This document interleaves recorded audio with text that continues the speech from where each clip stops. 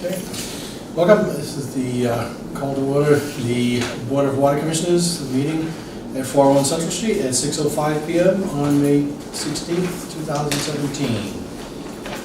So we'll open it and then we'll have reorganization of the board. Will wait until we have a full board with Mr. Emery. And then the first thing open is Citizens Query at 6:05 to 6:15. Anybody have any questions? Not yet. Not yet? You on the schedule? No. Alright. So anything for Citizens Query? Good. Okay, we'll close it. Open, closed. Alright.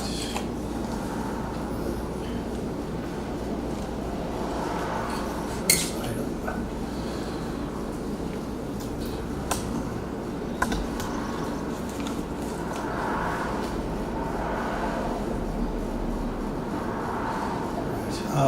Old business number one, vote to provide the water superintendent firearms purchase necessary safety gear and or uniform items to be equipped for working in the field.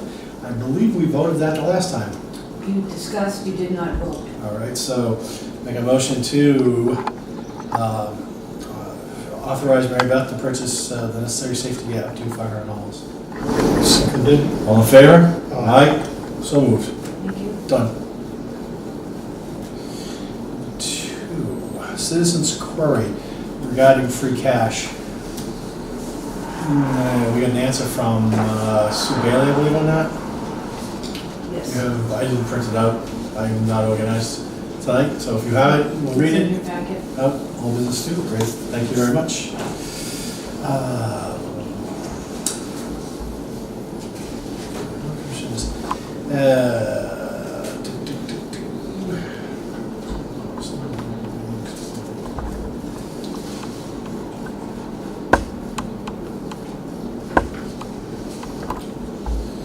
So we have a note from Board of Selectmen from Sue Bailey describing that as the attached budget report details. The Water Enterprise fiscal year 2015 town meeting expense lines have total unexpected balances of $584,106 as of today. And that was June 25th, 2015. The balance represents 24% of the total operating budget for the fiscal year, less than a week left to incur costs for the fiscal year.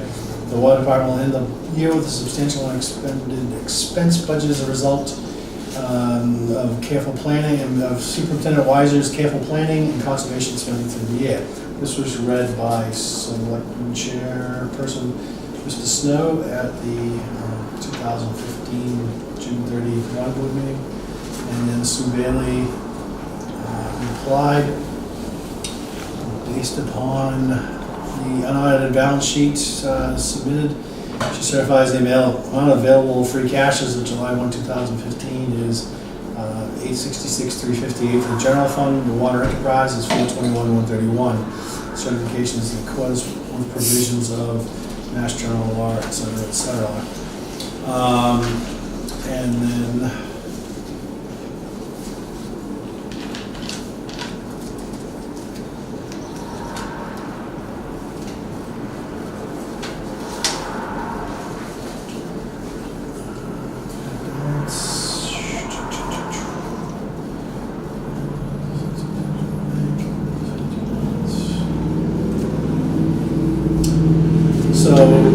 partially, this is a response to the open meeting request, but it says the final balance of the retained earnings account is June 30th, and this is from April 26th of this year. At June 30th is only the starting point for the circulation of free cash by the Department of Revenue. It makes several adjustments, including for uncollected receivables, unpaid payables, changes in inventory, increases in retained earnings due to principal payment on loans, among others. To calculate the certified free cash amount, there is no discrepancy between the two numbers. One is an unspent expense balance based on revenue estimates. The other is the result of actual activity during the fiscal year with several further adjustments. In regard to Mr. Toomey's public records request, we are required to make available a copy of an existing record to the requester. As there is no such record, our response was no records received. No records responsive to this request. And I don't think there's anything else we need to add about that. Okay. So. Wants to pursue that further, certainly do so.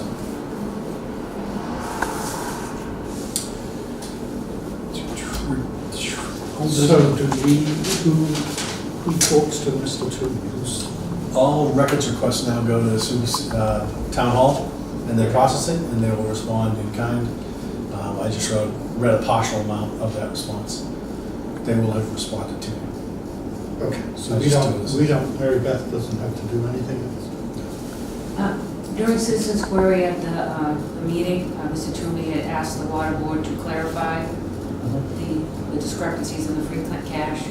So this is just your response to the citizens' query on the free cash. And so I reached out to the town accountant who has the official, deals with the DOR, the official records for the water department, and that's what she wrote for us.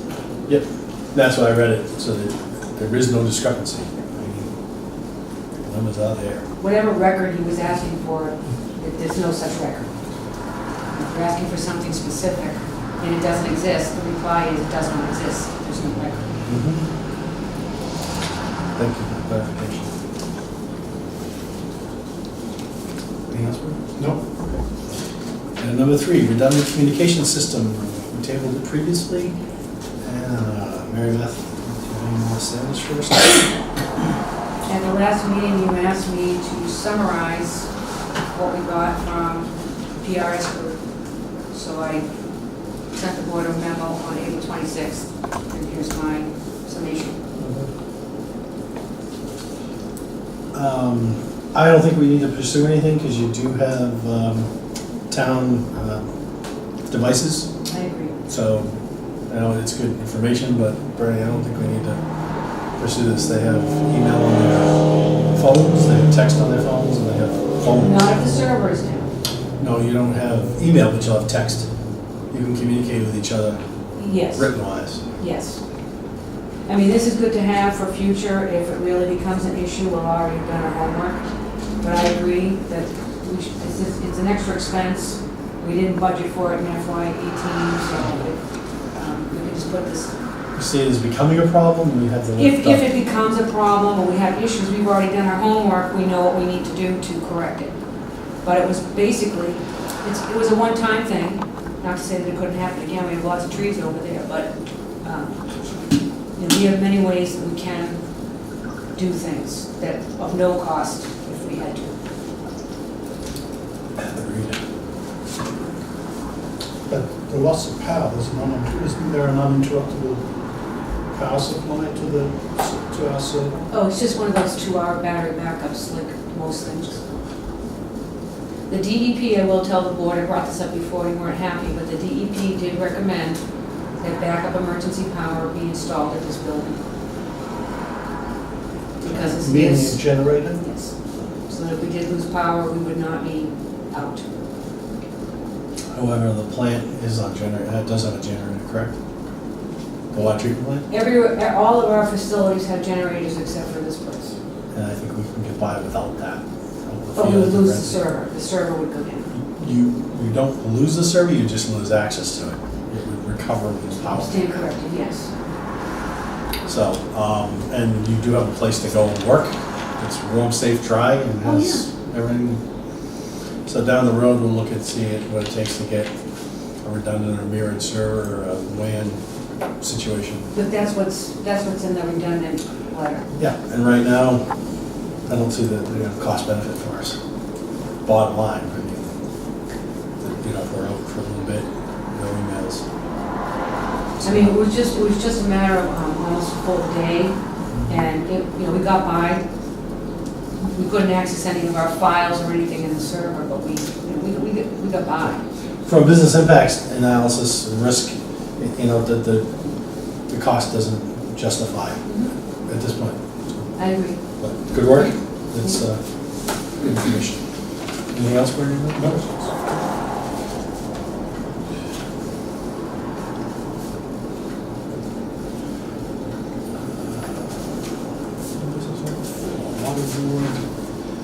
Water board cancellation policy revised, item number 4. This was accepted as a 425. Is this a change from 425s? When we talked about it last time, I had some issues with the wording of the policy and volunteered to redraft it, to tighten it up and make it clearer. So that was my hope. This will be attached to the record, I'm not gonna read it, but I think I'll entertain a motion to accept it with the revisions. I would second it. Question? I just have one concern, I just happened to notice where it says, if a meeting is canceled, the water superintendent or water commissioner shall notify the clerk. Remember that if a water commissioner is canceling the meeting, you can't notify each other that the meeting is canceled. It would have to come through. It says Water notify the town clerk, not the other commissioners. And with regards to administrative communications with meetings, that is acceptable, that's not an OML violation. For meeting notification and canceling? Correct. There is no deliberation, it is administrative to, Diary. what's that? Diary. Yeah, there is no collaboration. So that is allowable, but we don't have ourselves set up that way. It's notify the town clerk. We ask the clerk to let that know, but we could also tell each other there's no meeting. So, did you say second? I did say second.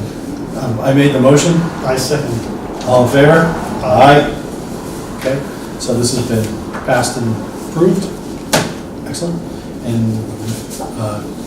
Kathy or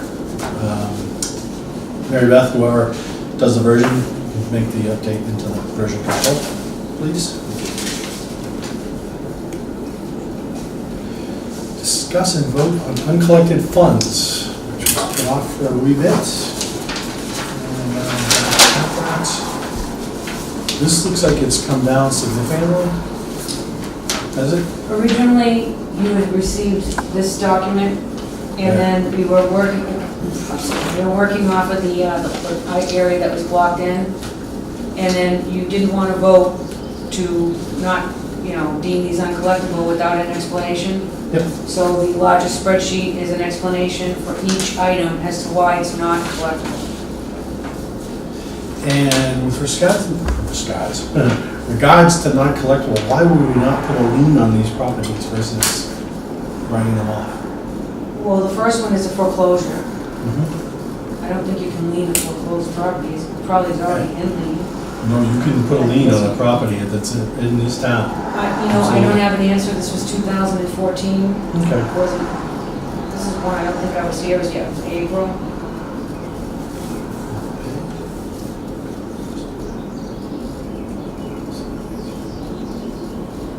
I mean, some of these appear to be not material. There's almost The amount of time that we have Mary Beth and Kathy chasing this stuff really doesn't equal the so sum. I'll make a motion to write these off. I'll second. All in favor? Aye. So Mary Beth, these on this sheet, let's clean up the books. That's basically what we're trying to do. Yeah, no, I just wanted to kind of get, and the explanations are all, again, 2014 and 15s and the amount there. I don't want to spend the money of your time and efforts chasing that kind of stuff. I think we've already spent the money. And probably a bit. Sales number 5. Number 6, pricing for motion sensors for security lighting 401 Central. You asked me to get some additional pricing? Yep. You have that in your packet? 750 plus 1, 6,600, 400.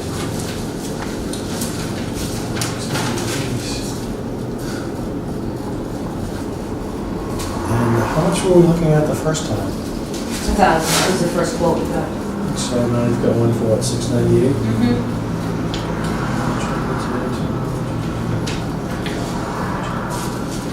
Do we have the funds for this? We don't. We don't.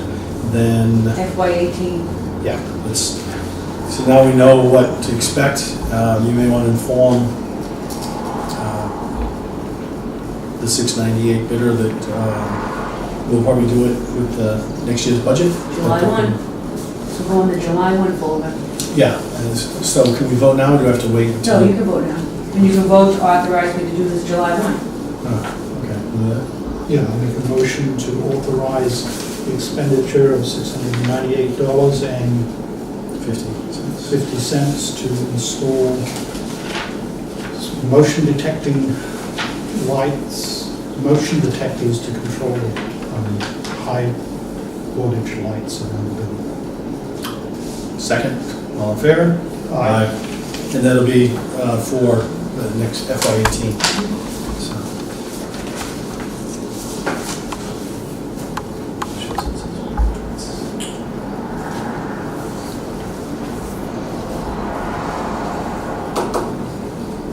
Discuss the Win 9/11 alarm notification procedures. So I did not have time to update that diagram, but that was just a nice to have, I think. Chief Dillon's versus- wanted a copy of that. Did he? He asked me for, like, everything, he wanted the whole package sent over to him. Okay. So you're just waiting for that? This is the revised policy from the last time that we met, and I didn't know if anybody had a chance. I attached what I had, which the only thing that's missing was the flow chart. I should be able to get that done by the end of the week. So do you want to just walk through the alarm notification sequence? Yes. Sorry, I think my glasses.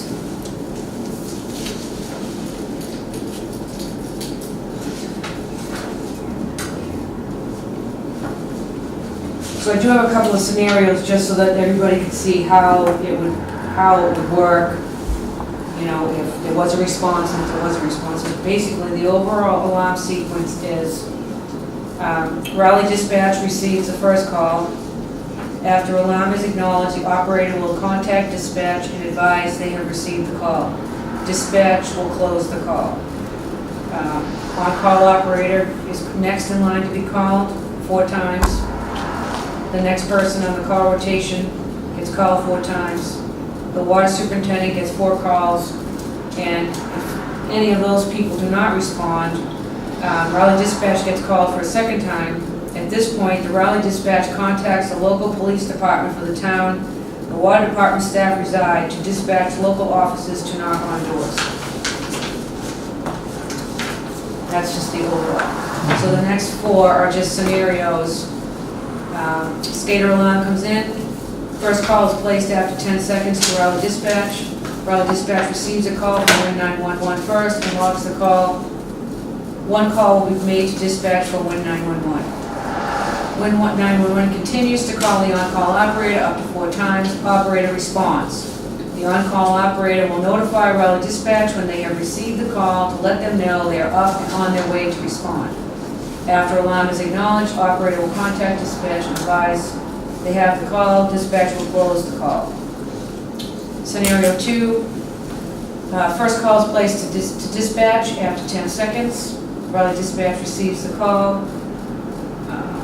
Win 911 continues to call the on-call operator 4 times, no response. After no response, Win 911 calls the next operator in the call sequence 4 times. The operator will notify, assuming this person is going to respond, the operator will notify Raleigh Dispatch when they receive the call, let them know they are ready to respond. Dispatch closes out the call. Next scenario is the same, except for the next person in the call doesn't respond, which means that the Win 911 will call the superintendent. The superintendent responds, notifies dispatch, dispatch closes the call. And then the last scenario is the on-call operator, the operator, and the superintendent do not respond at all, and that is when the Raleigh Dispatch would get a second call and dispatch local police officers to come knocking on all of our doors. So what happens during any of these if the on-call acknowledges the call and then doesn't call dispatch?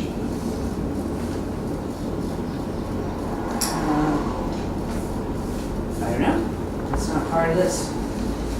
So that this isn't good enough. Okay.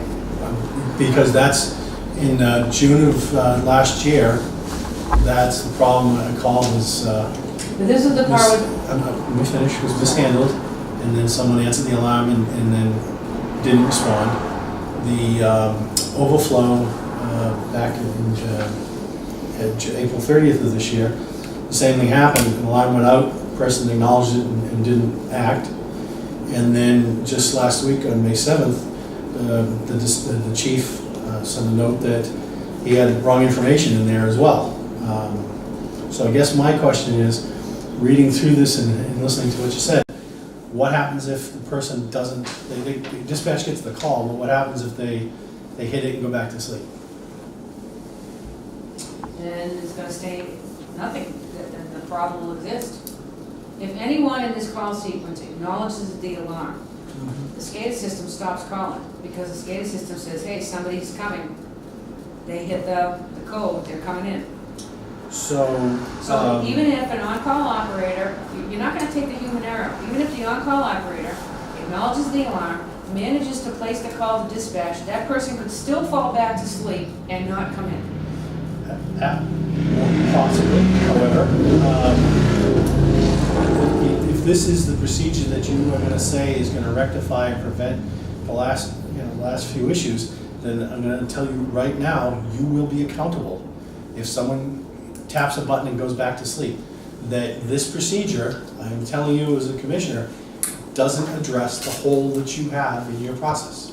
With all due respect, Chairman Manning, I prepared this sequence based upon your flow chart and comments coming back from the police chief and the water board.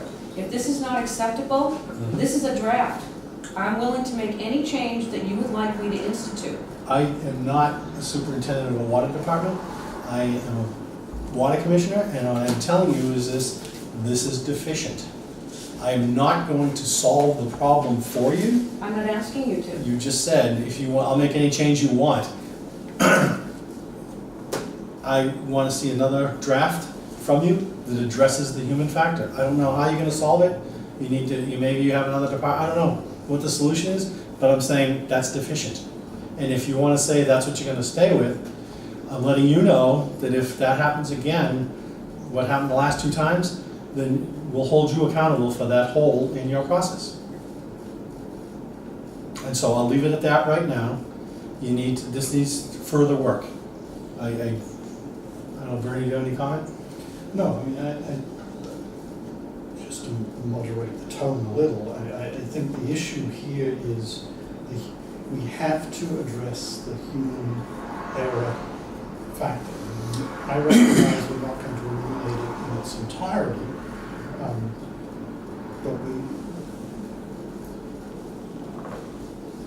but we in fact need to have another kind of communication loop in here. And frankly, I don't see any way around this except to involve the water superintendent earlier in this process. I just don't see it. That's one, so, I mean, there's a whole bunch of different ways to address this. I mean, so I guess I'm just saying, go back and if you need to go back to the drawing board, or just, try and check with some other people what they do, I don't know. But that, as it stands, if you want to stay with that, I'm going to tell you that I think it's deficient, and it needs to have that hole addressed. That's what the last 2, we look at what, $600,000 worth of damage has been because of. And that's it, so. I'm just gonna tell you, I've been doing this for 20 years. I've been involved with on-call for 20 years. Every single place I have worked, the standard on-call sequence is the on-call operator.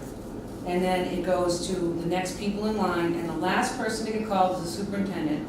The dispatch isn't involved, the police department isn't involved. It's been the same call sequence, the on-call operator, usually the chief operator, if he's not participating, and then the superintendent is last. That's the standard, This isn't unique to Raleigh. There are other, not that it makes it acceptable, it's not. But people, there's published stuff about people not responding, damages caused.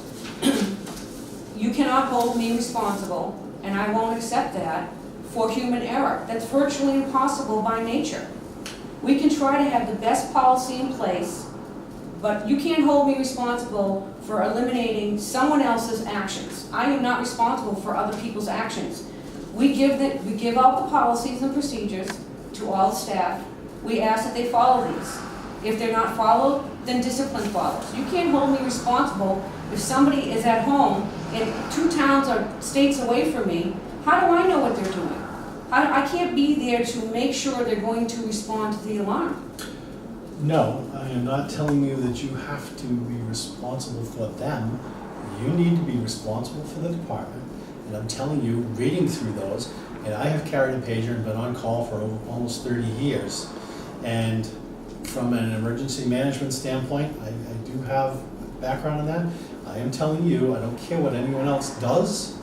Looking at this process, it is flawed. It has a hole.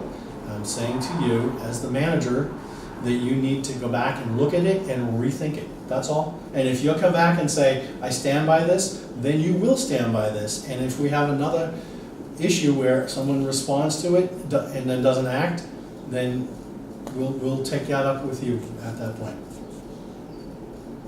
So I don't see would- how you can hold me responsible for another human being's actions or what they do or don't do. Not holding We you all have accountable for jobs. the person's actions. I'm holding you accountable for the procedure that you're going to put in place. If And you're I'm telling you, this procedure has a hole. Okay, I'm asking you to relook at your procedure and rethink it. That's all I'm asking, and last question on the matter. Is there another question, or am I clear? There is a hole in this. No, you're clear, and I Okay. understand, but I just want to make you aware that if it involves adding more responsibility onto the Raleigh dispatch, that can't happen because the police chief was pretty adamant about not wanting any more responsibility because the police chief has agreed to this. The police chief we looked at this, he came and saw me, and this was fine. He actually emailed me with comments and helped me add in some other information he thought we should put in here.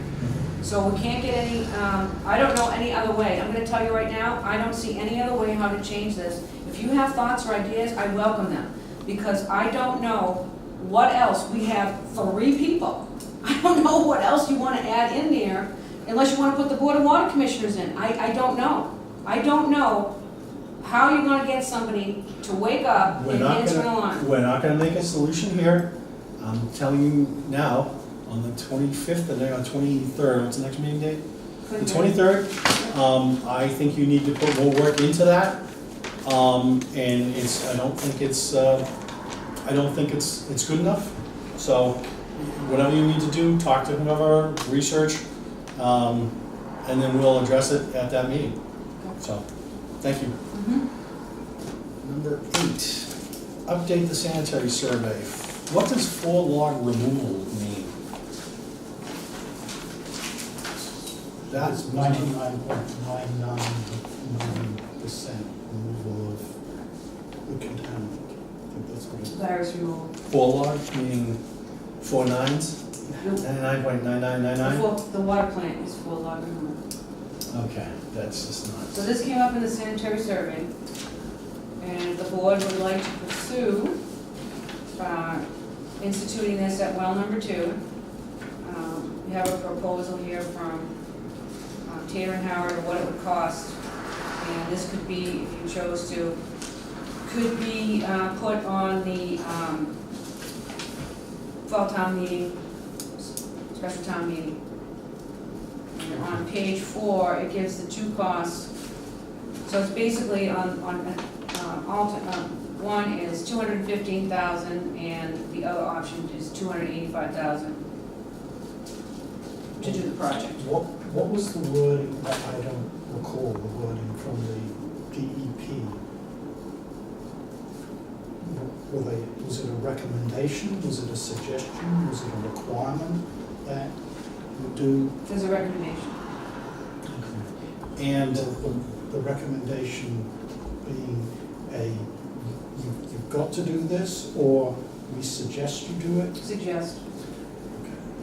So, and what is it today? If you're looking at There isn't one. 4 nines, do we know what the measurement is today? It's not full log. Do we know what it What is? is it? I don't know what, Okay. I think it's, I don't know, I think it might be 2 log or 3 log, I don't really know off the top of my head. So, I know Mark's not here. Yep. Mark has a lot of deep background in that. Can you Okay. table this until next meeting? Sure. Thanks. Because I think I really would value his input. Okay. New business number 1. Paving at, oops, I'm not done? I think, well, I would just suggest it would be helpful to understand what this process actually is designed to achieve. My reading of it is relatively uninformed reading, is that it's an issue of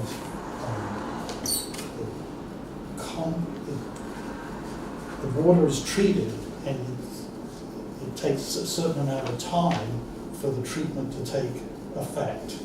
One way of handling that is to run the water around in circles for a bit in order for the elapsed time to be such that. Contact time. We need to increase the contact time with the chlorine at well number 2. That was a good explanation. Not just a pretty face.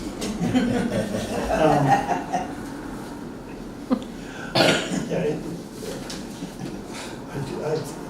with today's technology, the notion of increasing the contact time by running extra pipes around just seems to me to be a bit primitive.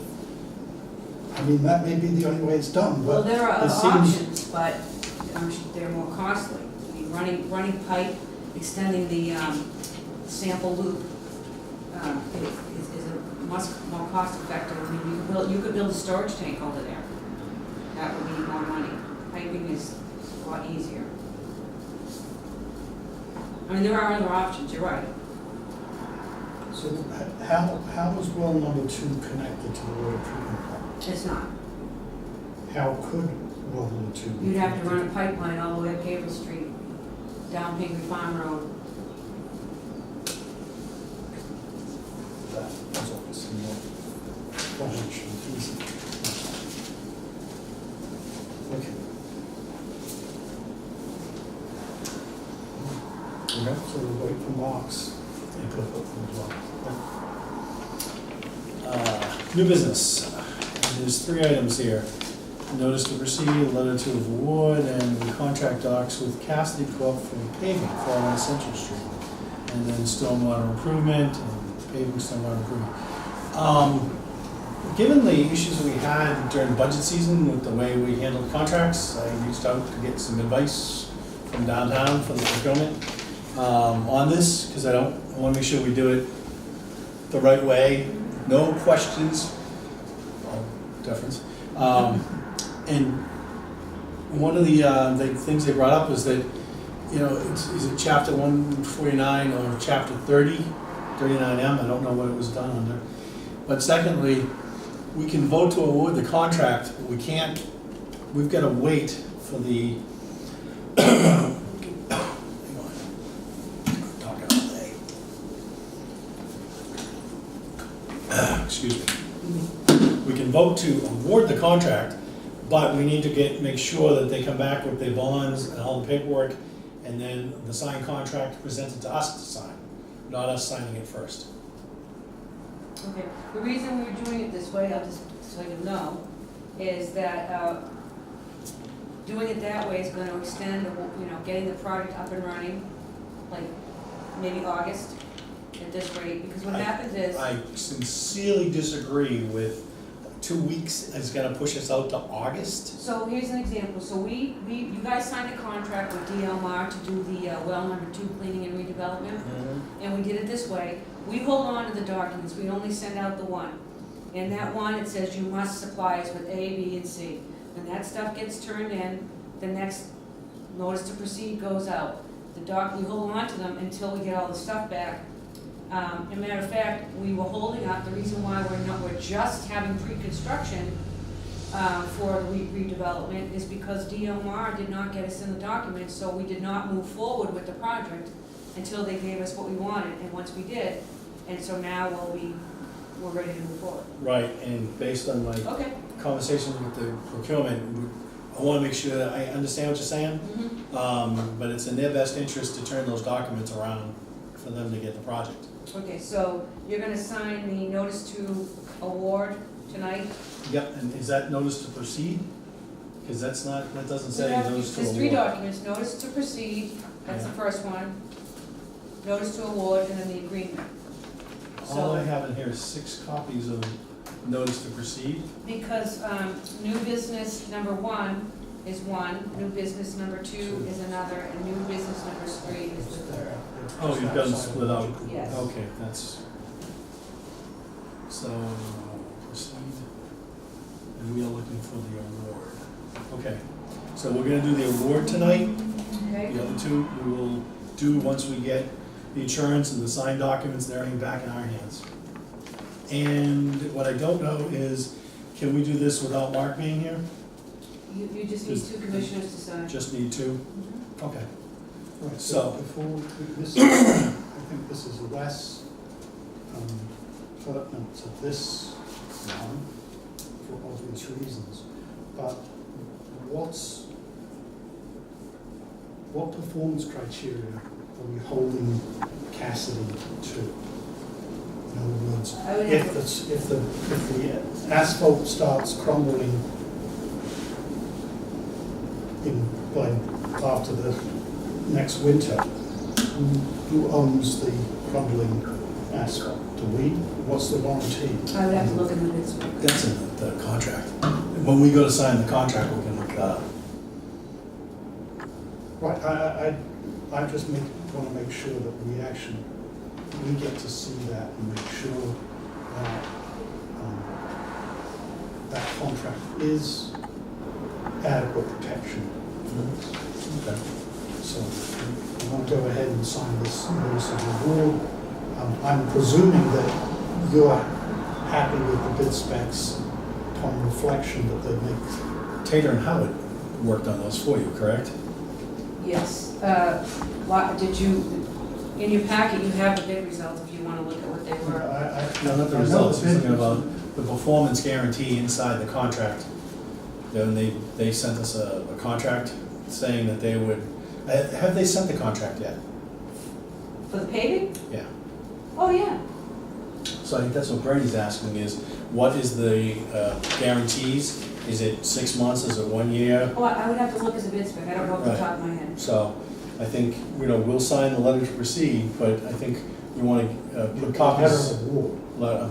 Letter of award. Mhm. But you want to maybe either email that out to all of us, that paragraph that talks about performance, or I don't know if you want to copy the whole thing. You can have a copy of the little bid spec if you like. Probably smart to get a couple of these. Okay. You want to do that? So Bernie will take a look at that, and any feedback at next meeting. Kathy can add that as a line item for the next meeting. Bid spec review, Bernie report. So I guess right now, I'll entertain a motion to sign the notice of award for Cassidy Corp. Seconded. All in favor? Aye. Aye. Approved, so we'll down in signatures. Today is what, 16? Yes.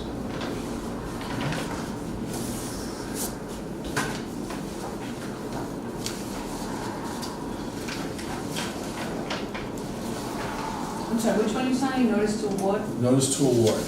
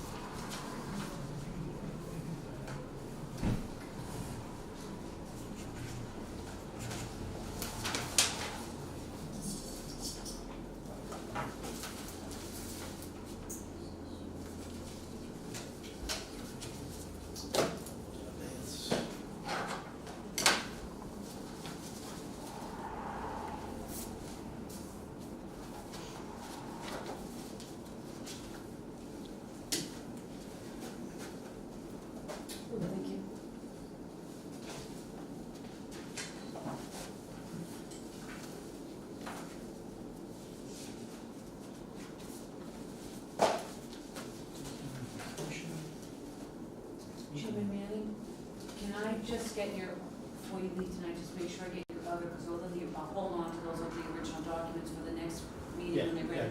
I'll put it back. Thank you. Trust me, I'm not taking that pile of paper. It's unsigned. So the next, are we all set? Yeah. Okay. Do you have the signed doc or do you need to hear about? Yes, Oh, we you just got the came signed? in. Okay, good. All right, next items up are, excuse me, the same thing. God. Just turn the camera off. Excuse me. Thanks. These items, 4, 5, and 6, it's to sign the notice to proceed, letter of award, sign contracts with Pride Environmental for the dehumidification. And we've got the same situation. We want to do a letter of award before we do the other documents. Okay? Any questions on that, Mary Beth? Nope, thank you. It's the same restrictions, Yep, constrictions, however we say it. So let me just check, because the asphalt, the paving thing, I'm less concerned about. When we sign the notice of award, is that a commitment on our part? Well, we're awarding them, we're telling them they were the bidder that we're going to go with. They then have a whole thing, bunch of things they have to do. Mary Beth, chime in if I'm wrong. They have to get insurance, they have to get a bond, they have to sign their contracts and provide them to us so that we can see all that they've got the insurance, they meet all the town's requirements, and then we can sign the contract. Right, but Make it happen. if the performance, if the bid specs, after we look at them, are in some sense deficient. Well, we had Tater and Howard do that, and we looked at these last year. When did we award? when did 2 we- years ago, these bid specs have been floating around. Right, but last fall, we got the bids, and they were more than we wanted. Now, are they gonna honor these bids still? That's another question. Do we have to rebid this? So in the bid specs, it has, a certain time frame to start. So what will happen is that if, for example, the dehumidification, Yeah. we're way overdue the contract start date, but the contractor was willing to wait until we went to town meeting and got the additional funding. Okay. And so, that's in the packet, the next one you're gonna look at. If this takes too long, the company could say, sorry, we can't wait, we need to get in and get out and do the job. Well, I think they will. I mean, this is a good sized job. It's a good job. And if they're willing to wait this long, another couple of weeks, I don't think so. Oh, sure, but I'm just saying, it has It's happened, always a but, risk. Absolutely. yeah. We'd be back to square one. Now, if you are not happy with, after you go through the bid spec and you think there's something missing, I don't think you Well, can let me give change you, it, let me but you give can you do a a concrete change. example. If they're bidding a piece of equipment that has, we're tied into a maintenance contract, like we have with the power filters, I don't want to do that. And yeah, the immediate dollar amount is there, because I have the same issue with the Pine Grove School. All those very expensive systems, and I don't want a long tail. I don't want to be on the hook for us to be on the hook for a very expensive, kind of non-negotiable, which is the issue with the power filters, our maintenance contract, where we're kind of locked in. We've made this huge capital investment, and we're still paying over the odds for it going forward. So I don't want to sign anything at this point that in some sense, before we've looked at that and kind of just reassessed it. Okay. Obviously, I'm not gonna, I don't intend to delay this thing, but I don't know, we haven't heard from Taylor and Howard as to what their thinking is. We've got the bid specs, and we've got the bid price. I recall, Taylor and Howard they did put the whole bid spec together. They came back with the recommendations and the evaluations and all that engineering, so Well, I will tell you, there is gonna be maintenance. We have to maintain all that stormwater stuff. Yeah. We're gonna have to start, we talked about this, we're gonna have to start carrying the line item for stormwater. We're gonna have to maintain at Prospect Hill. We have stormwater here, we have stormwater at the treatment plant, and we don't carry any money for stormwater maintenance, and it's expensive. Moving forward, we'll have that. You have to have maintenance money for the stormwater. Right, but I can't see, I mean, I understand the maintenance issue. The issue is being locked in to a high-priced provider of that service where there's no where they've essentially eliminated all possibilities of competition. We're on the hook. Like for the ball filters. Yeah, right to the pump filters. And I can imagine the humidification equipment could have similar kinds of maintenance requirements to it. And I don't think it's smart to be hooked in. If they give us an extended warranty that includes maintenance, like a BMW type of contract, well, then that's one thing. If it isn't that, then we have to look at where we can go to get the thing maintained. And So look at the total cost of ownership. Do you want to check with Pride Environmental on that, or look at the contract and get that up to us about if there's any proprietary maintenance? That's the question, I think, is Bernie's asking. Is there proprietary maintenance involved? Yes and no. And what is the maintenance and what that estimate is before we even award the contract? We just want to wait. Right, because I think we're undermining our negotiating position by some. I'd rather go back to town meeting and say, I made a mistake. If I picked one that's gonna tie us into something, really nasty like that, yeah, we've got a problem with that dehumidification. But I'd rather go back and say, I made a mistake, and I need to, we didn't spend the money because as we did it, we looked, and you know what? Not an expert, but doing the best we can. And we went back, did more homework, and we think we should do a different, put it out to bid with that piece addressed. I know it's not ideal. Well, maybe- I don't think we need to maybe do it it, is. but I would rather do the right thing, and I think the voters would rather hear us, not hear us saying I made a mistake. However, I would rather do that and follow my sword than to be tied into something that's wrong. It may be that the bid specs are absolutely on target, and they're protecting us. So Bernie, what you're saying is belts and suspenders. Yes. And you know what? I think we owe that to the ratepayers. So, Just a quick comment, it's kind of, I haven't been in a while, but it's pretty amazing when you get to this point. But it sounds like the board hasn't reviewed the spec. At least two people haven't. Because two people, one not here, one here. we did a long time ago. I know, That's the but problem. two people on the board probably haven't, right? And one's not here, one's here. Mhm. And I think you were here a couple of years ago, and maybe you reviewed it, but Mhm. to get to this point, we're looking to award something, and the review hasn't been done, not only in this one, but also on the paving. It's still $100,000, and $100,000 is $100,000, and you would think before you knew the board that the board would be agreed on the spec that the superintendent had put forward. Well, I've gone through the paving spec. Yeah. It's just, I don't have the facts at my hand tonight. Right. So Yeah, I'm gonna pull it up again. right. Why rush to do that? And with respect to the dehumidification, Bernie wasn't here. Mark and I did go through it. We went through it. We spent a lot of time Yep. on that with Taylor and Howard. I'm pretty comfortable with it, but again, Yeah. Well, I think you're doing the the right term I thing. used is belt and suspenders. Right. There's no gun to our head to make it happen, so. Right, I agree.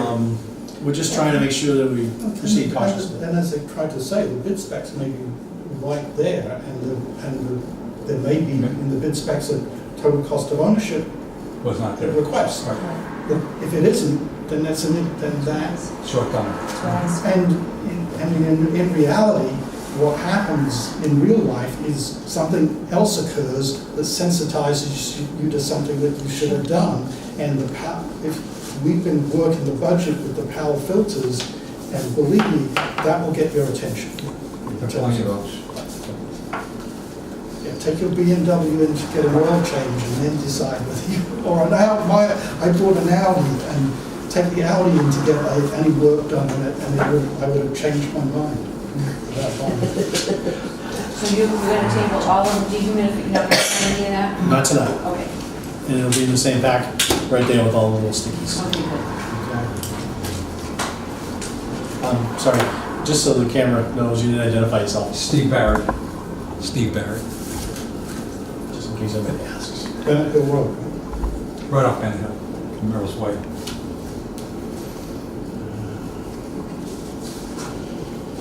And then did you want copies of both the dehumidification and the paving spec? I only have one, It's a break. He's got and it's more the time than only me. one I have for the office, so. Don't you just send me an email when it's available for me to come in and take a look at it. I'll look at it here. I Perfect. will not take it. So item number 7, open meeting law complaint filed against the Board of Commissioners by Water Superintendent Mary Beth Weiser. I have a, let me just check my notes real quick.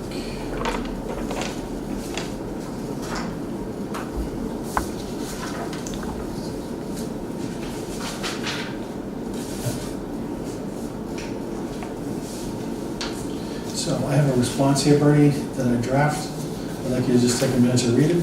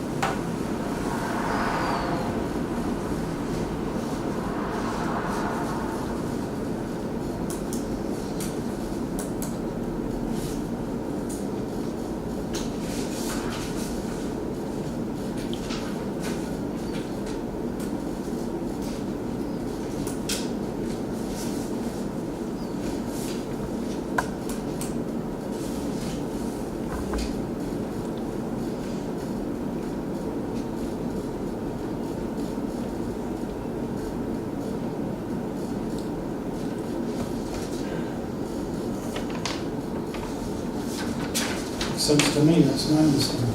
Okay, so have a vote to authorize me to sign this. I'll make that motion. Second, all in favor? Aye. And a vote to have this sent to Mary Beth Weiser, 36 Sugar Hill Drive, Elliott, Maine, 03903. And if you could bring us down, the selectmen will send that email out.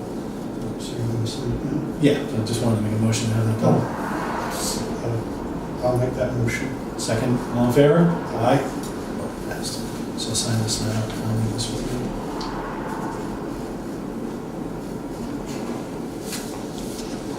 Okay. There's the whole package that goes with this.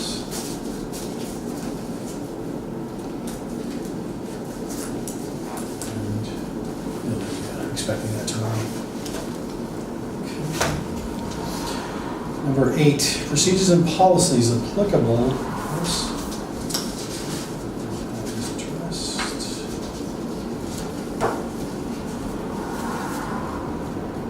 Oops, is that the same?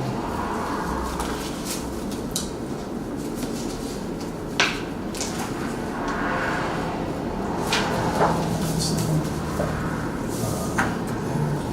And procedures and policies applicable to the preparation of Raleigh Water Board public meeting minutes, number 8, and I'm going to put that off so that the full board is here when Mark comes. Put that on next week, or 2 weeks from now.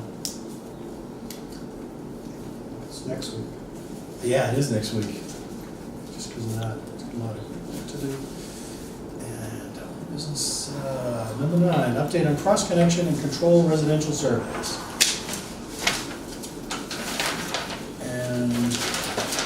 houses, not in color, but town water in blue, well water gray, red cross connection, orange, both town well, but okay, is it got separation?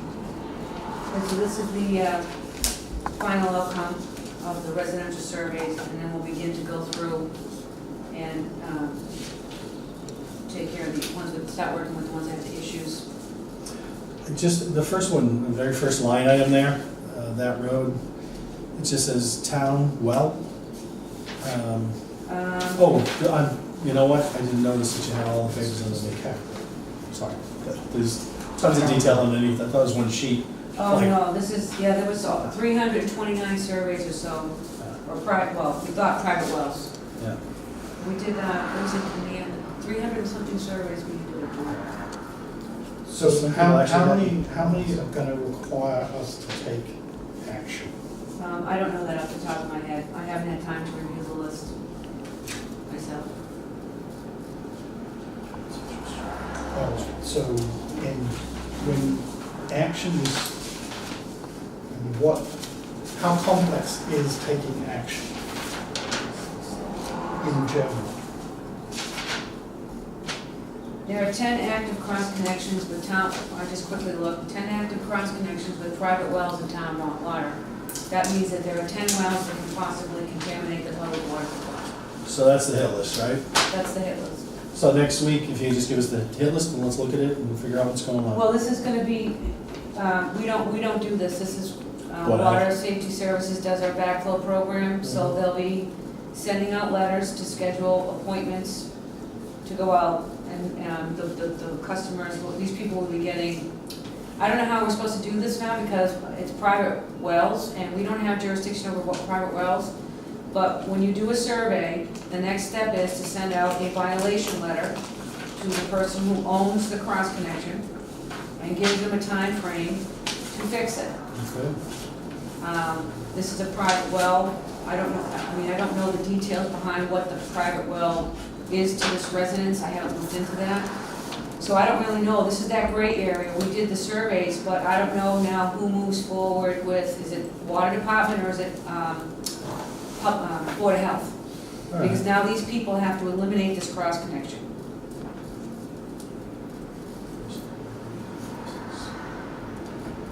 Right, but even though we don't have control of the well, we have control and responsibility for the town water supplying the homes, is that correct? I know, but this was that gray area that we had discussions about with the Board of Health. And so I don't know if the board wants me to reach out to the Board of Health again, kind of bring this up. Here we are, we have 10 active. How do we want to handle this? Should it be a joint effort? I mean, Let's give them the 10, show us the 10 for next week. Just give them the 10 that are the issue. Those are the most scary ones there. Okay. So let's just look at who those 10 are, where they are, what they are, and then perhaps we'll reach out to the Board of Health about how to proceed, and if not, maybe we'll ask the selectmen for some instructions. Since it's a public health issue and there's some gray area, then maybe we'll ask them to help us figure out how to do it. Okay, so there's a few things. So you said you wanted me to just take this list, compile just the 10, the active cross connections. And then, what's the detail behind each of those? Okay. And then, what was the next thing? How do Give we it to the proceed? Board of Health. Call okay, that was, Yeah, okay, give it. notify Board of Health. Yeah, call Frank. Yeah. Yep. Ask them if they want to have a joint meeting to discuss it. I'm open to that. We can go there, they can come here. I'm very flexible. Okay. And we'll just see what, between now and next week, what you get, and we'll take it step at a time. Yeah, it seems to me as though that list of, if there's an active cross connection, that's obviously requires some immediate action, but if there's any other situation which requires immediate action, that should be on that same list. And we should just move the things if they need immediate action. I don't know. So- But this is all cost to take care of this is gonna be borne on these 10 people. It's not something the water department does. They're either gonna have to cut and cap their service at the water main and rely on their drinking water well, or they're gonna have to eliminate their drinking water well and rely on town water. You can't have both. But I understood, but that's not my point. Okay. The point is, we've gone through the survey. There are some which you classified as active cross-connection, and that's obviously a source of potential contamination. We need to make sure that it is just 10, not 11, etc. But then if there's any other situation which presents a potential hazard, and I don't know, is the cross-connection the only hazard that this survey is going to That's what it was all about. Sorry, It was all about cross connections. That's why we got water services to Right, do so this. if it says active cross-connection and it says that there are only 10, then there are only 10. Some of the people on that list just have a private well and not town water. And then some of those people on that list have town water and a well, but it's not a cross-connection, it is just for irrigation. But then there are those people that have a valve and they can switch back and forth from town water and well water whenever they want. That's a cross-connection. You cannot have that connection. Okay, so it's a... The so surveyor- in short, the yeah. survey has identified Yes. the only hazard is the active cross-connection. Correct. And what about refused survey? Some people did not want to allow access to their property, that they said they did not have town water, they just had a private well. So Cassidy Brothers, that name rings a bell. They refused the survey? I haven't reviewed the list. I don't know what you're saying. That seems a little odd to me.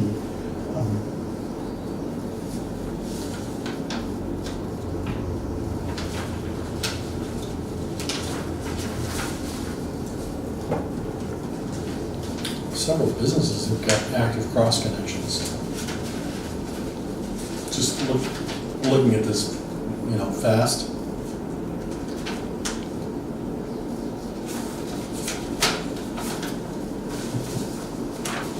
So We've got a whole bunch of, we know 10, but all the ones that are refused are potential.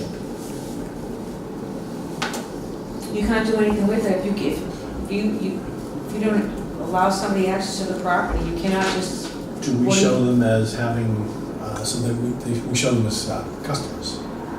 No, these are people that they have a well, they don't have town water, they don't want us on their property. You can't go on someone's property without permission. No, I guess what I'm saying is the ones that we identify as not responding, we need to look and do a check to see if they do get town water.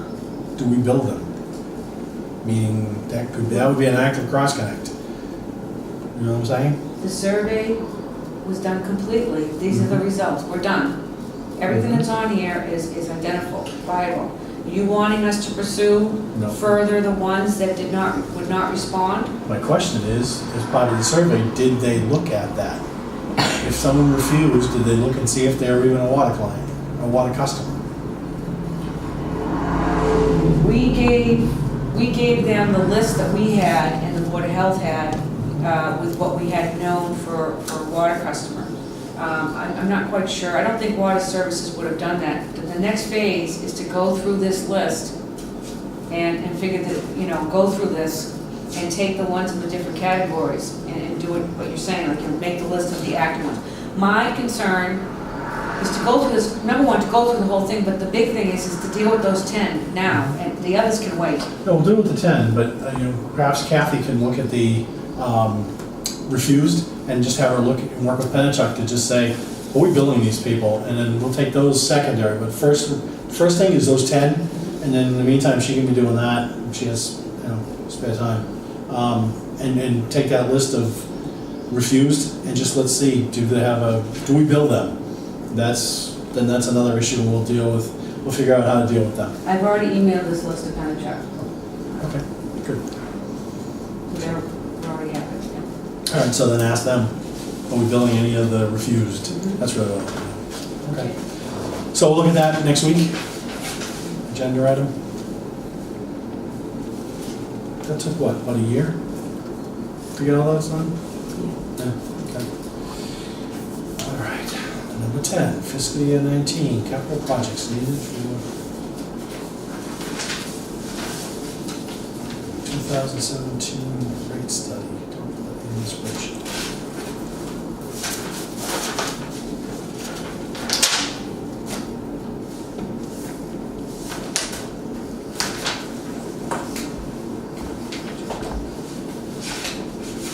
Oh, okay. PRV station.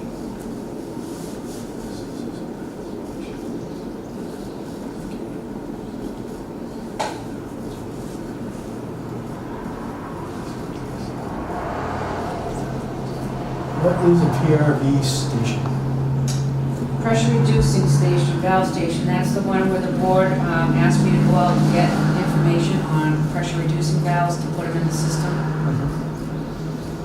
So we have 160 PSI down on Route 1A and Route 1. Yeah, it's only a few places though. Most of the towns are in good shape. Yeah, at this point, given the budget and whatnot, I don't wanna, so FY19, I don't wanna pursue that. So I'd reduce this 1.2 by 400,000. So you do not want to reduce the pressure in the water system? Not right now. Okay. Well, I think the more straightforward answer is we do want to reduce the excess pressure in the water system, but 400 has to be a better way, a cheaper way than 400,000. There's not, you have to install a vault, valves, SCADA. It's a whole nother part of the distribution system that we'll be responsible for taking care and maintaining. It's not a simple fix. Well, And I don't- I understand that. I'm just saying that you said we're not interested in reducing the pressure, and I'm saying we are interested, but not for 400,000. Not at this time. I guess that's more of Yeah. it. We don't have a significant problem with pressure. There's a few places. They'll have to address that, but I'm not spending $400,000 on a couple of places that are having some pressure That's issues. the one place. Well, that's one that we know of. No one else has come in here and We need told at us least we have a three. problem. We ran the hydraulic model and did the whole study already, because that's what the board asked Yeah. us to do. So it's more than $400,000. Right, and at this point, yes, we'll want to adjust that at some point, but not right now. Not in this go-round with the budget. No problem. I was just putting stuff that was, we've been working on, talking about. That would make it So, 806,000. 806. Yep. So use that as the number with the rate study. What about the other items on there? I don't have a problem with any of those. One of the I think things, the water main replacement, we gotta do that. We've got to be. one of the things I want to talk about, it would be, I was going to put on, it's on here for the capital is, unfortunately, it's down the road, it's on the agenda later on. Remember the highway department had their capital plan for paving, Yep. and we had our capital plan, and we were kind of doing it at the same time, but we were not able to finish at the same time, and, there's Chapter 90 money available, so they can start doing stuff right away. We don't. They're gonna be doing 2 roads that are on our main replacement program, and we don't have the funds, obviously, to do that, even if we went to town meeting in the fall to transfer from stabilization for, replacing the water mains. And just so the board knows, I talked with the highway surveyor, once the roads are reclaimed, there's a 7-year moratorium. That's what he told me. Unless the main breaks, and then we'll be ripping up the road. Uh, I'm just saying, No. we have moratoriums all they I want, know. So we will have an opportunity, we can talk about it later, it's on the agenda later on, to do it right in FY19. There's one road in FY19, I think it is, one road that if we did it right in the timing of town meetings and get the funds, then we would be able to do it and be ready for the next year's paving system. But we would have to request the funds this fall, go out to bid for the job over the winter, do the job as early as possible in spring, and then come in and pave it. Yeah, so it's gonna require you working with Patrick to coordinate And that. funds available, because now we're starting to get into some real dollar projects. You know, it will be the next largest investment that the water department makes aside from the treatment plant, is upgrading those mains. Mhm. That's, yeah, it's just not gonna be pretty. So anyways, for this go around with the rate study, let's hit that with that number. Okay. Bernie, you okay with it?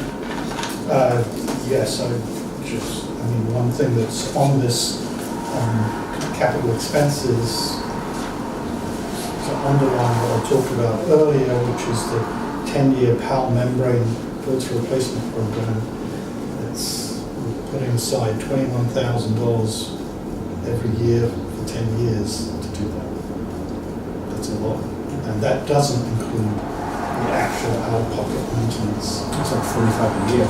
I think that's smart accounting, I really do, because 10 years from now, what if we don't have $400,000 in stabilization? And now your water plant and your water quality is gonna degrade, you're gonna get violations. So tucking this money away, this is probably one of the best things that we're doing.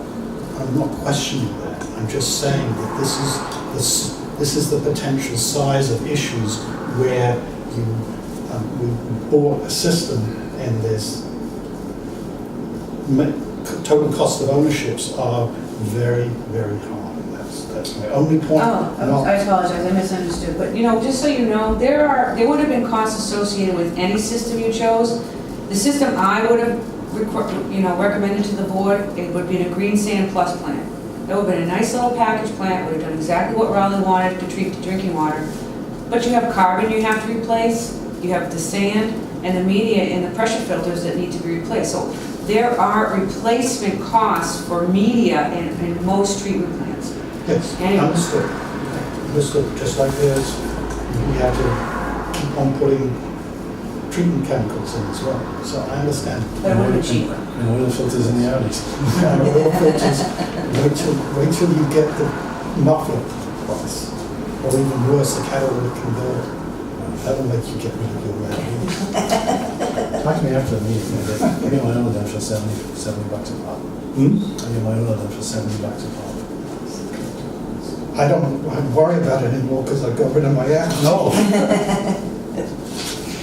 Yeah, that's actually, well, it's full synthetic, that's why it's really pricey for costly riding thing. Can I ask you a quick question? If you don't Sure. mind? Steve Barry. As you do the rate survey, what, every 4 or 5 years? We try to do it every 3. 3? So in looking out, you're looking at FY '19, why wouldn't you look at FY 2021 to give them a balance of what we expect to do in the next 3 years? I mean, if you, the concern would be you're underestimating FY '19 or overestimating it, and it could skew the survey based upon your revenue for FY '19.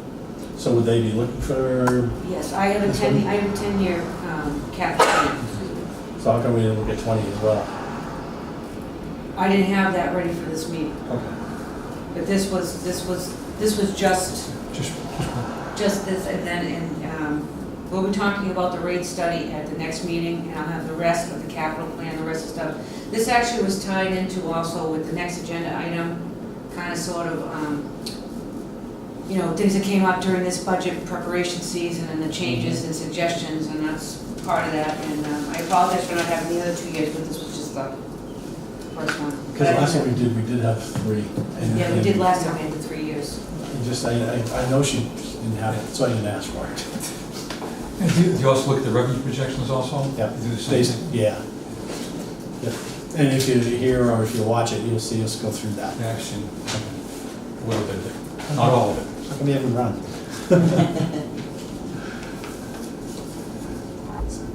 All right. Bernie, you okay with that now? Yes. So that's 419. Go over example, number 11, fiscal 19 budget format for town meeting. So these are the changes that we came up with, or you came up with, I should say. Right, so this is what, you see this section where I have the little star? Mhm. This is the page that goes and gets inserted in the warrant. And so, if you look down where it says the expenses, the line that would be added would be what Dennis Ford was talking about, where it says to have one for water department expenses, engineering services, building contract services, water treatment, and distribution.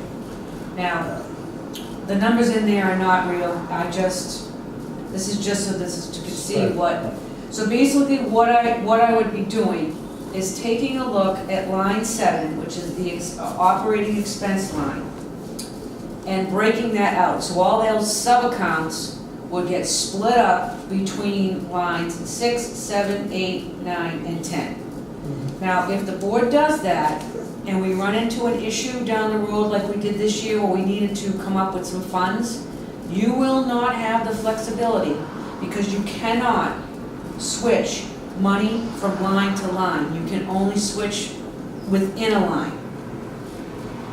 So when we have that, that $900,000 in that line, that seems to be an issue for people in the operating budget, that $900,000 is going to get split up between 6 lines. And if you have something that comes up for an engineering, you can't do anything with it, that's it. You can't take from line 10 distribution and move to line 7. So you'll be limiting your flexibility if you choose. Now, you don't have to do anything, you can keep the budget as it is, or you can take the suggestion, but it will limit you. I think we should talk to the finance committee. And remember, we said we were gonna go back to the FinCom later in the summer before budget season, and then let's have that discussion. Because we don't want to have our hands tied, but what we do is a round and round with the way the budget was this year. And I know they didn't care for it, we didn't care for it, but what we did say is we'll go back to them. So let's just, really good point, and let's bring it up when we get back to them, August-ish, I think. I think you're wise to get a handle on it quickly too, Yeah. so that everyone can just move ahead with it. Yeah, and I mean, Mary Beth knows going into her work season on that that's the right way, and then in case, God help us, we have an issue or something, what people understand that you'll be tying our hands, Right. everything's there, it was just the way things were structured, so let's have that conversation later in the year. So you want to put this on for the first agenda in August? How about middle of July? Okay, we're not meeting in July. No one's agreed to that. You guys voted on at the last meeting, you voted on the dates, there were no July dates. We'll add July dates. Okay, And yeah, we may have voted, but we'll be adding some July dates, there's gonna be Okay. work to do, so. Put it in mid-July or first in August, whichever. okay.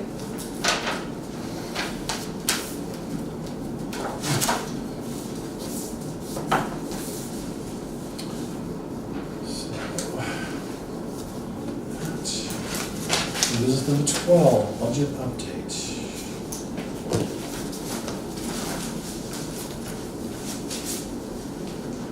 This is as of end of April. It looks like the report period. This Yes. one's projections. By my calculation, which one you looking at? I'm good, both actually have been laid out. I calculated that it's 45 weeks of the 85% of the, based upon, because there's no dates on this, so this is kind of, Which one? the income statement. That was as of today. It says, This is, the income statement you're looking from is from Peachtree. This is the backup, the level of detail. These are all the sub-accounts. The town accountant doesn't do the sub-accounts. We do the sub-accounts. And this was printed out today. Right.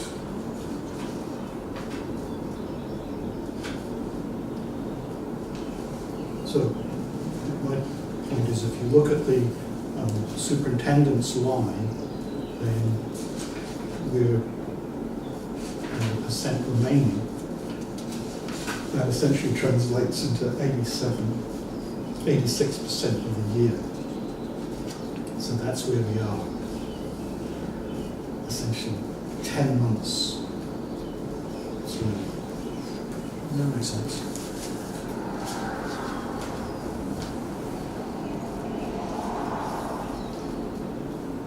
so Mary Beth, have you kind of looked at this and kind of have any implications of what it's telling us? I'm very concerned about this budget, based upon the money that the board transferred, it took out of the different lines because we had to come up with the funds. I wrote it down and I think I was left with, yeah, I wrote it down, I guess I didn't put it in my folder, but there's $96,510 and 7 cents left in the outside services, and $69,000 of that the board has allocated for the Prospect Hill. Leaving me the balance to run the department and do what I have to do For 8 weeks. for 8 weeks. 6.5. There's not enough money, 6.5 there's not months. enough money in that line to get me through 8 weeks. We'll have to delay some bills. Well, this is what happens. Bills, we've already had services done that came out of this line that we have not got invoices for. It's more than $27,000. That's pretty much what's left in that line. We're gonna go over in that line. It is what it is. I'm just making you aware that, you know, it's pretty serious. Yes, but by my calculation, back at the end of the middle, we're going to come, our revenue is going to be significantly higher than what the budget is. You take the 2.26 million and divide it by 0.87, assuming a straight line on the revenue, and we come up in way above 2.475. So revenue is good. We're going to have revenue now. How we negotiate with the town on particular budget lines, we just have to negotiate. But in terms of the actual revenues and expenses, we're going to have more cash by these numbers, more cash than we were expecting in the budget. That's great, but I can't spend more than what town meeting has allocated in this fiscal budget. I can't go over the budget. We can collect all the revenue we want, but I can't go over this budget.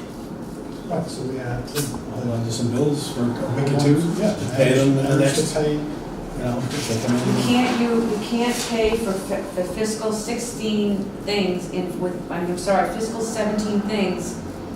You can't, to fiscal, you know what I mean. You can't do that. You can't hold the bills until 17 July bills 1. and 18. Yeah, you can't do that. All right, so Jamie, to put the press on you since you're in the FinCom, how do we deal with that situation?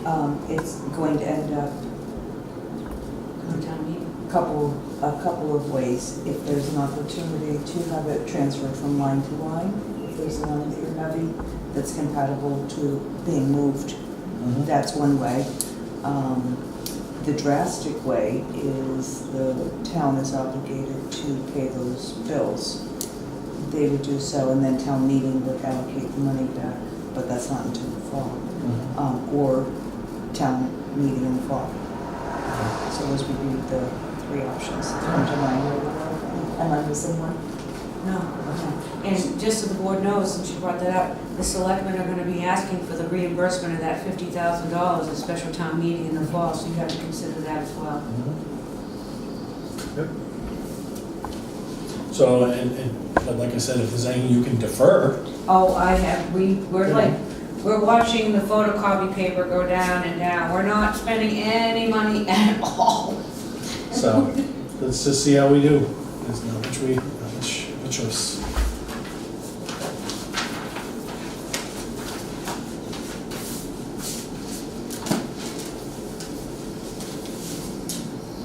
So is there anything else in these numbers that we should be paying attention to, Mary Beth?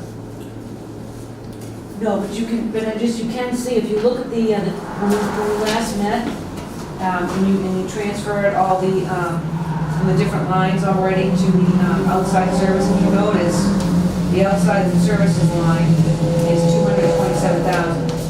So that's a reflection of all the money that the board had transferred. That's the $35,000 from the emergency and unforeseen that the board asked the selectmen to transfer.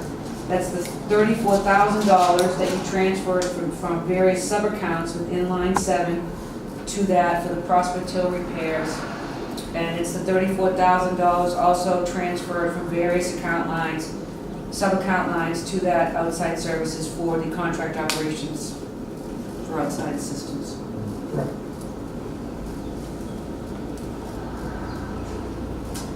So, but the percent remaining on the engineering services line is fairly significant, right? We have projects that are ongoing, and later on in your packet, you'll see where the funds are. It's on the Tater and Howard update with all the projects that we have. Yeah, we And have at this point, this is when the board can, we talked about this, you need to tell me what you want to do. right, we may stop some projects, Yes. just until we, the budget is available. Yeah. Can I just ask one question? I'm sorry to interrupt. Is there any, I think 2 years ago, all the article money was cleared up. Is there any article money out there available? You know, we have all active projects going on. Okay. We can all just clean that up and we spent it. No, that's fine. I didn't know if there was anything that happened beyond that that had been finalized. Okay. Not subsequently, I don't think so. Okay. No, I'll be watching that, because we have several projects, so as the projects come to completion, taking that money and then seeing what else we can do with that. So Mary Beth? Yeah. If this is too much detail at this point, just let me know. So I'm looking at the maintenance of hydrants, and we budgeted 15,000, and year-to-date actual is 60,700. Is that accurate? Items.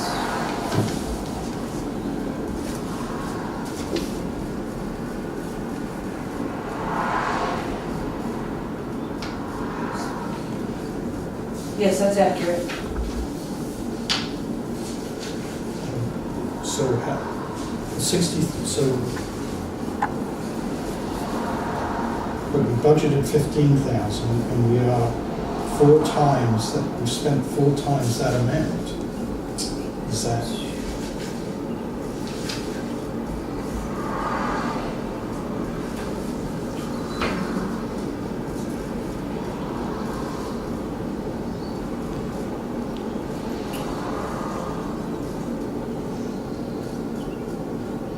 According to this report, yes.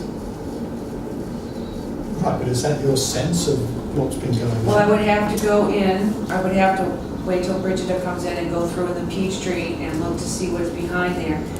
Periodically, we go in and we review each of these sub-account lines to see the backup detail, to make sure that things are charged to the right line. And we have found some things are not being, for whatever reason, it's just not in the right place. And we just move it within the right category with the right account number. So that's one of the ones where we can take a look at. Can you bring us some detail next week, please?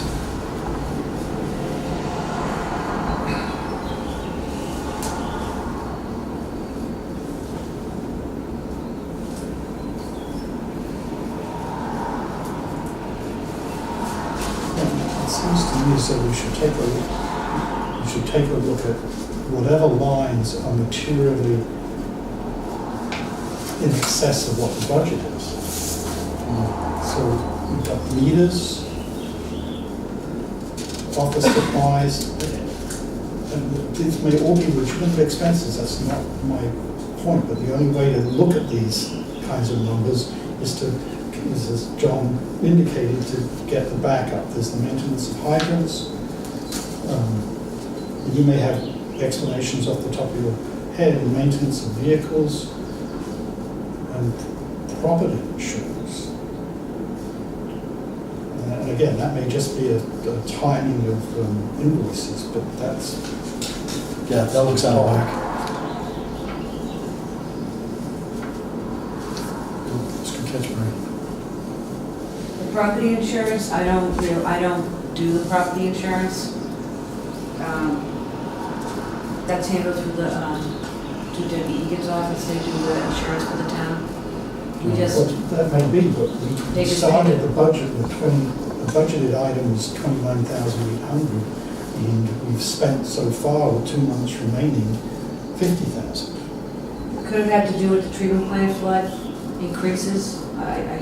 Can you follow up with her on that, please?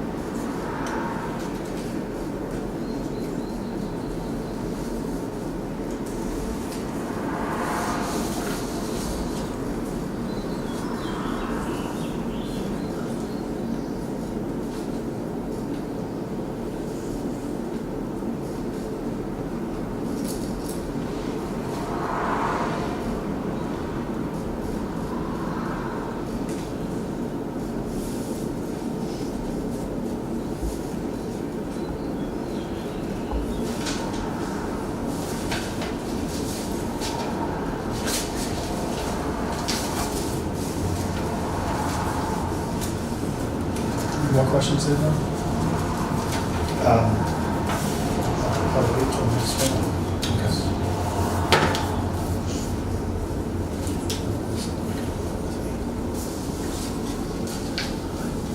So the sales, sorry, I haven't looked at the sales report yet.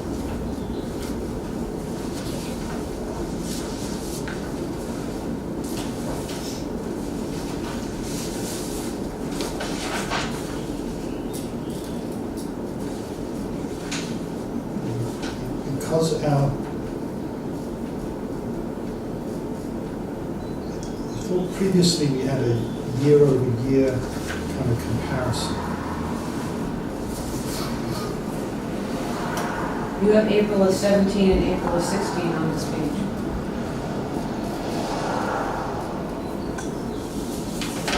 On this page? Where? Over to the left, it's the third column. Oh, I'm sorry. I gotta get new glasses. It says August, I apologize. I need new glasses.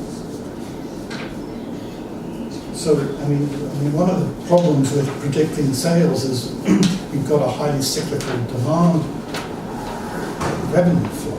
And so we really need, in order to kind of track against the budget, we need to look at year-over-year numbers so that we know, how are we running plus or are we running negative? So, You should have fiscal 16 full report.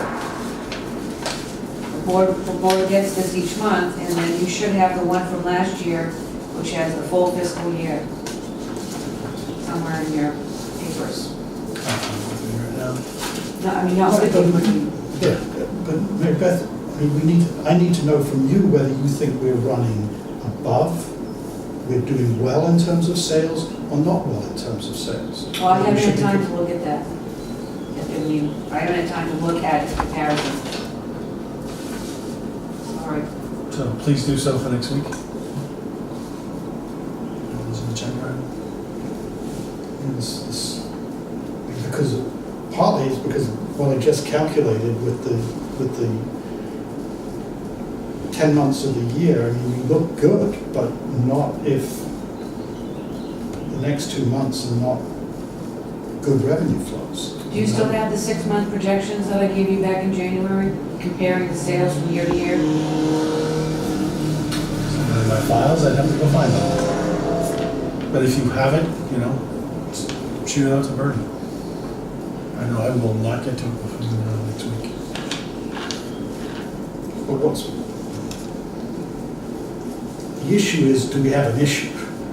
And do you think we have an issue? That's really what the issue is. Sorry, we two have issues.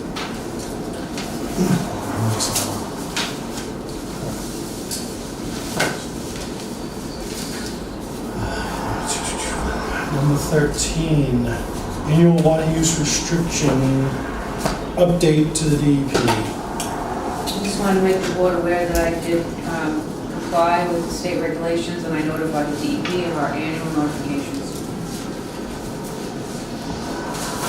And we don't do anything until the Parker River goes to what, 7 cubic feet? Close, 6. 6? For 3 consecutive days? Yes. And so does that generally happen June timeframe? May last year. Okay, so May's fairly wet this year, looking good. I have not checked out. You can visually see it, it is. Well, I don't drive over that way, so Yeah, I I know. don't So much it's- leave this It's high. room. Trust me, it is, It's high. it is roaring over the little dam there. So that's good. So this is just to let you know I did the notification. What does the notification mean to them? What are your intentions? If you have, what are your, basically it's just regurgitating what your water management act current says, which is what you just said about the Parker River. We attach our bylaw and they review it and make sure that it's okay. Keeping It's the same thing I send every year, I just change the date.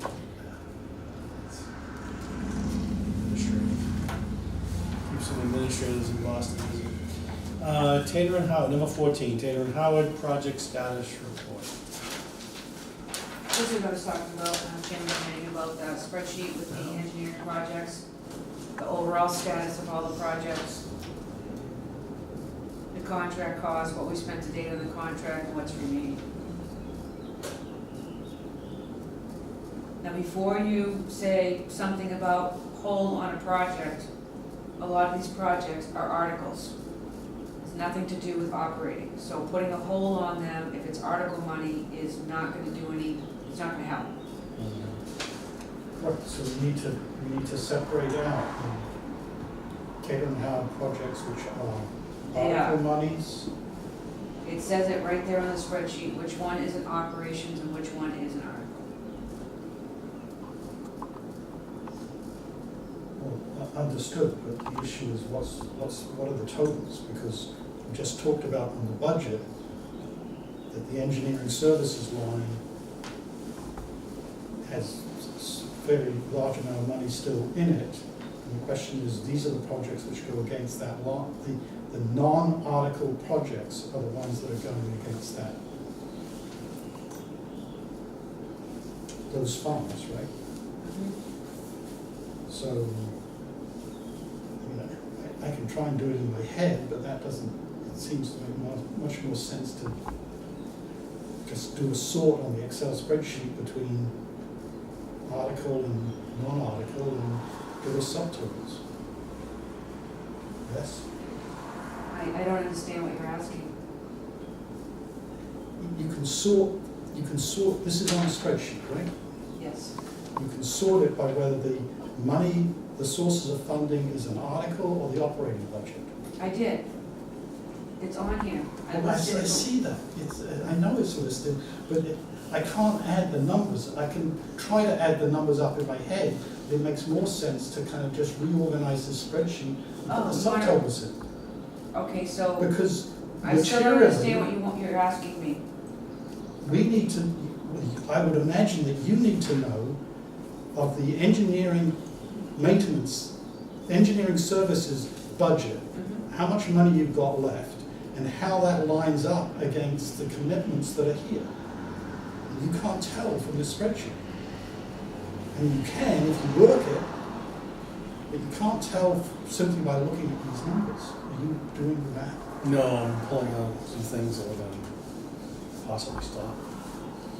So, I apologize, I don't understand what you're asking, because I'm looking at. I'm sorry, I was going through this, what, I understand the spreadsheet, I can see balances, I can see which one are operations, which one are articles, I can see the so POs. how much is? Pick one. How much is remaining, the remaining value for the operation, the Tater and Howard projects that are under the operations budget?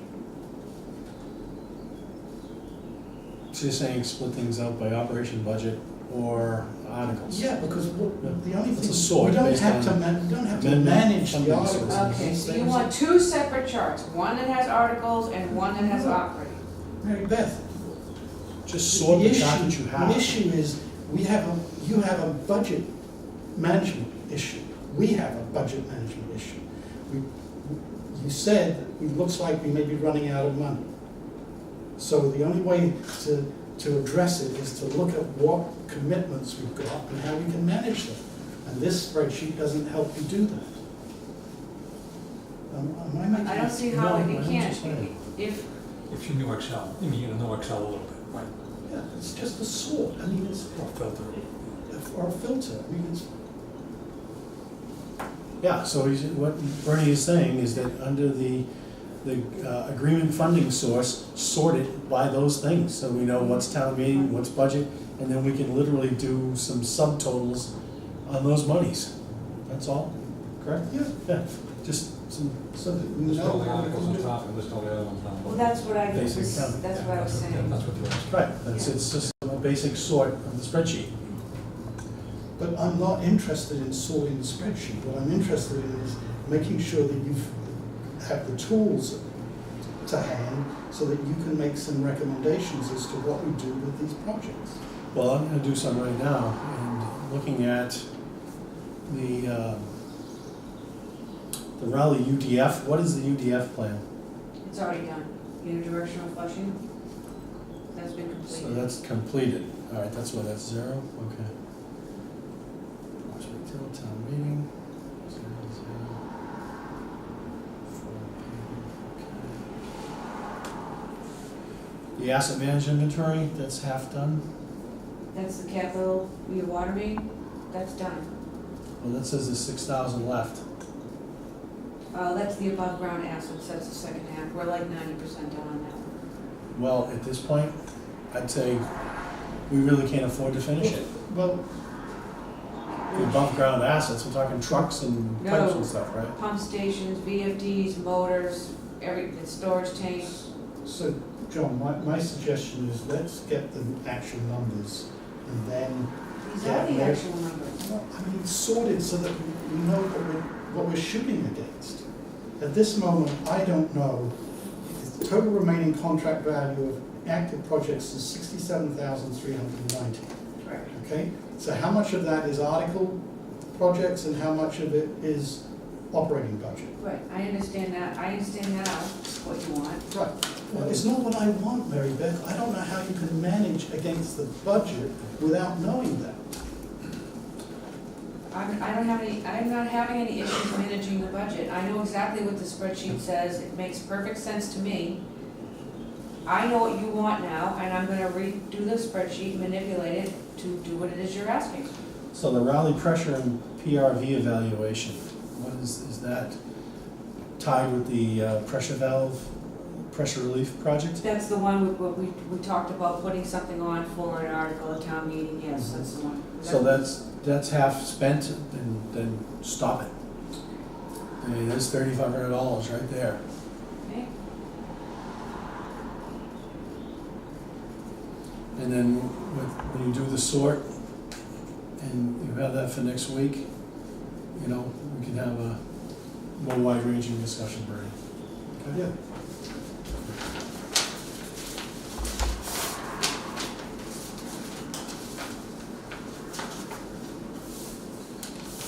All right.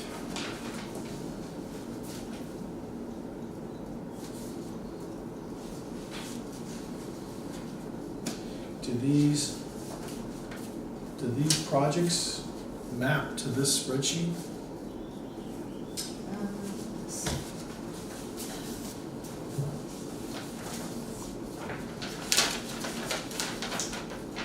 This is the monthly update from Tanner and Howard and all the projects, whether there's activity. Remember you would ask just the most recent activity, so this is all the projects that we have going on right now. It does map. These are by the numbers. Okay. So Bernie, this is some detail. And let's go with project numbers. See what's good. I'm a little light reading on that one. So we will do that. All right.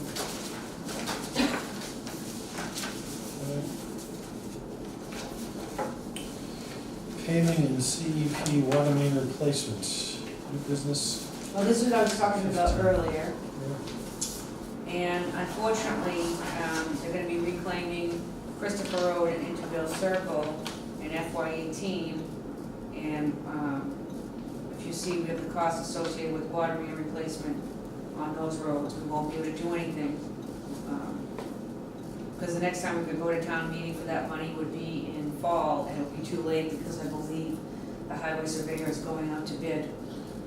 So have you evaluated this against the main replacement program? That's what this is. This is just the next 3 years. This is the capital efficiency. This maps our capital efficiency water main replacement with the paving scheduled with the highway surveyor. This is it right here. So the cost, is that for us to do the That is our replacement? cost. Okay. It is our phase listed in our capital, whether it's phase 1, 2, or 3, based upon the criteria that was used to evaluate the water mains. Why is, okay, from Prospect Hill to Route 1, Haverhill Street, that's 2.2 million. But that's just crack and seal, that's not, reclamation, I assume, is a complete. That cost is to replace the water main, nothing to do with the crack. That cost is to replace the water main. No, my point being that reclamation is a complete repavement, cracking seal is where they put the goo and they fill in Right, the holes. yeah. Yeah, if we have, I talked about that, if we have any issues, the crack and seal is to try to get that, to do that is to get the longevity, more longevity out of the life of the road. If we had any issues below the road, there's no moratorium with crack seal. But there is moratoriums when they reclaim the pavement.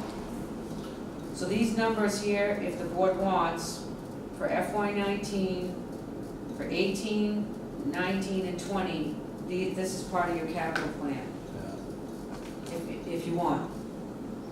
We can't really do FY18 because it's too late, Mhm. but we can do Newbury Road, Boxford Road to Mahaffey.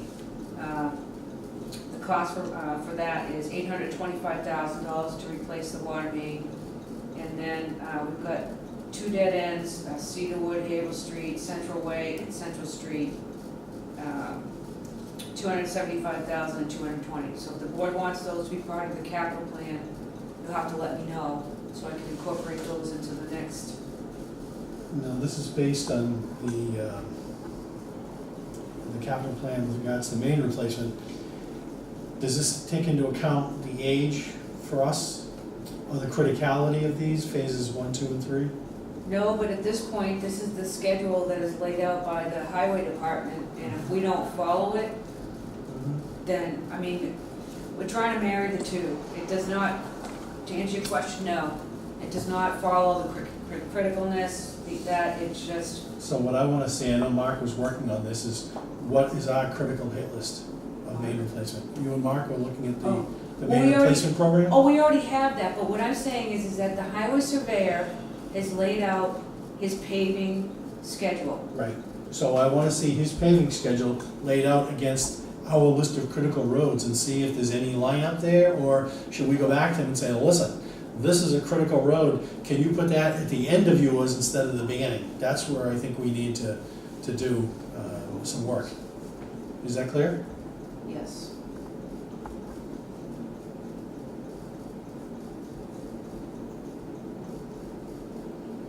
And so I don't want to discuss this further until I have that list added to this, so that we can see what our critical list is versus theirs, and our costs, which you said you have already there, so. Let's get that for next week if you can. Okay?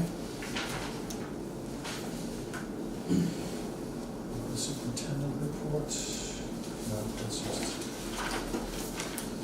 So, discuss time off request submitted to the chairman for April for one use of comp time and personal time.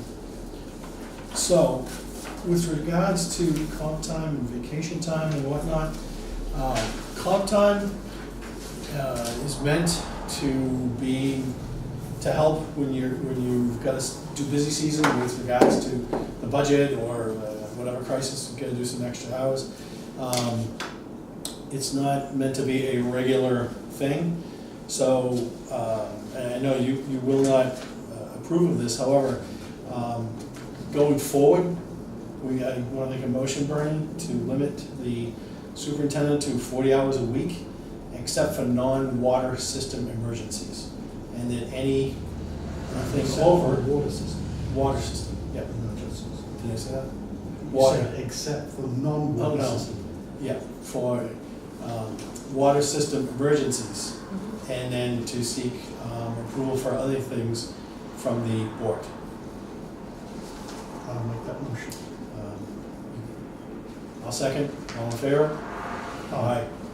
And Mary Beth, just going forward, if it's an emergency, you have to fix it, but if now we're out of the crazy budget season, if you need to come in, work more time for this meeting, come in late, or come in late the next day, like, just shift your hours up, instead of coming in and working a full day and then staying here for another 2 or 3 hours a night. That's what we want to see. Okay? And what about my leave slips that I put in? These. The other thing, I know that you sent a note to the personnel board, I'll defer to them on what was going on with vacation time, but the rest of these are all caught. So, 2, 5, 6, 7, 12.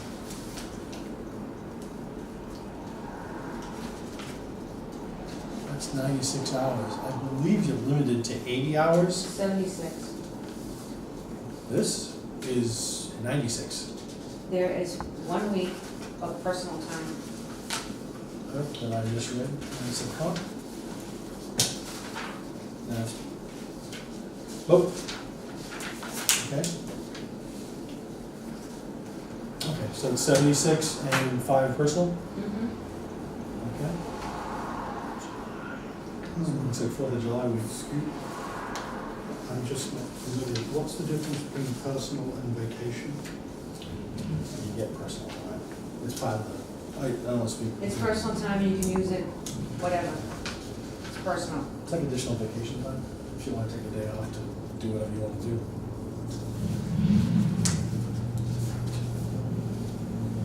Just like a calendar.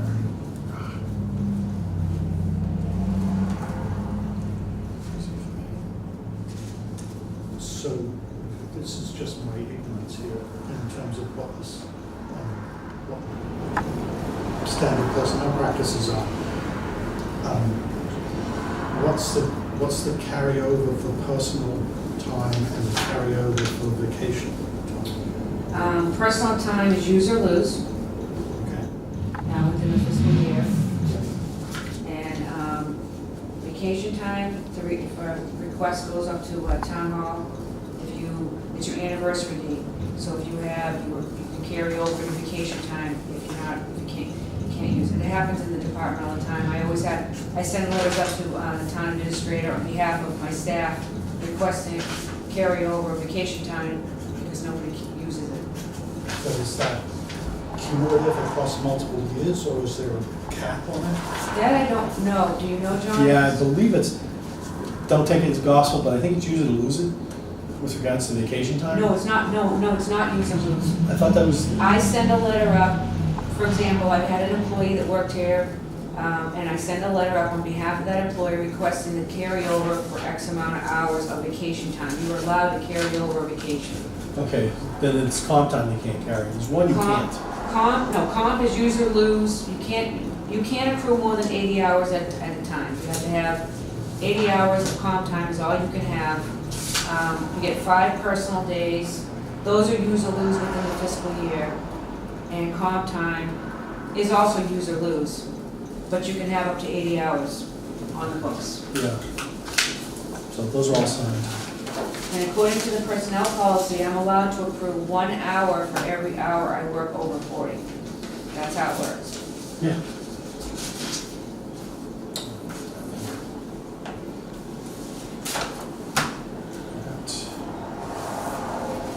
So, Those are all signed. just so I understand, we're clear, that when I'm not able to get all this work done for next week's water board meeting because you're limiting me to 40 hours. This is more than 40 hours worth of work right here. Then we'll take that up as a Okay. performance issue, because I don't agree that that's more than 40 hours of work. I do. Then I don't, so we'll have a disagreement. Future topics. Contract reviews we talked about. Reorganization is on there. And OML complaints, there's some additional OML complaints. We'll put those on to deal with. So I have, like to do some follow-up on the small systems water contract and the cost So I'll take Kathy. for the management of it. What was the second part, Brian? Small The ones? Small's water systems contract and the management thereof. Who's managing? Us managing? Our okay. management. Because we were paying double time, and that doesn't seem, I'm embarrassed to even state publicly what that amount of money is. We'll do that when Mark's back. So, okay. Anything else? That's enough. It's a big agenda. Do you guys have anything? Motion to adjourn? Minutes. We're gonna table the minutes until Mark's back. So we can go through all Sorry, those. I I meant to, I did, misheard I you. forgot to say that. So, yeah, the minutes, we're gonna wait on those 2 sets of minutes until Mark's back and full board, and we'll deal with those. I will make a motion to adjourn and go find myself some dinner. Second, all in favor? Aye.